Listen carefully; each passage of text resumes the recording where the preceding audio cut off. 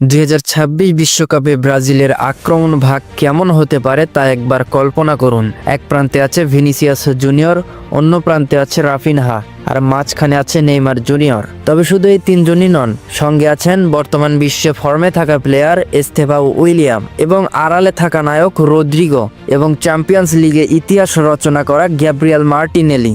এই স্বপ্নের মতো ফরওয়ার্ড লাইন আপকে রুখ পেতে 5বারের বিশ্ব চ্যাম্পিয়নদের থামানো কি সত্যিই সম্ভব? ভিনিসিয়াস জুনিয়রকে নতুন করে পরিচয় করানোর প্রয়োজন নেই। নিজের দিকে তিনি যে কোন রক্ষণের ঝড় তুলতে পারেন এবং সে ক্ষমতা গোটা ফুটবল বিশ্ব জানে। আর রিয়ালের তরুণ তারকা রদ্রিগো, যাকে বলা হয় আড়ালের নায়ক, মাঝে মাঝে ফর্ম হারালেও বড় ম্যাচে আবার নিজেকে প্রমাণ করেন। উদাহরণ হিসেবে ম্যানচেস্টার সিটির বিপক্ষে তার পারফরমেন্স চোখে পড়ার মতো।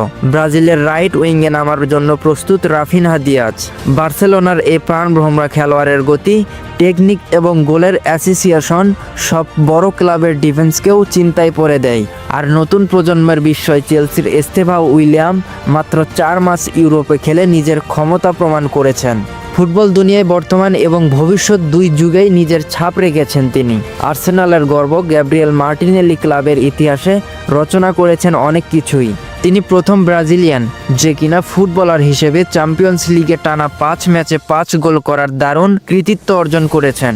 নেইমার জুনিয়রও, যিনি দীর্ঘদিন ব্রাজিলের আক্রমণের প্রাণ, সান্তোসের জার্সি দিয়ে মাঠে ফিরেছেন, যা এই আক্রমণ ভাগকে আরও শক্তিশালী করে তুলেছে।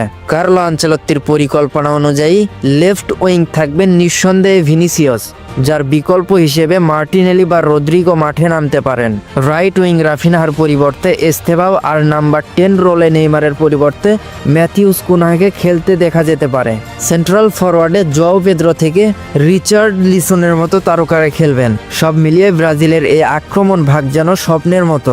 এমন এক লাইন আপের সামনে বিশ্বকাপে যে কোনো প্রতিপক্ষ চ্যালেঞ্জের মুখে পড়বে। জোরালো গতির নিখুঁত টেকনিক এবং ঝড়ের মতো পাস, এরা একসাথে মাঠে নামলে বিরোধীরা সহজে রুখতে পারবে না। 2026 বিশ্বকাপে ব্রাজিলের এই আক্রমণ ভাগের জাদু ভক্তদের উত্তেজনা ছড়াবে, আর আমরা শুধু দেখতে পারবো এই 5বারের বিশ্ব চ্যাম্পিয়নদের থামানো স্বপ্নকার।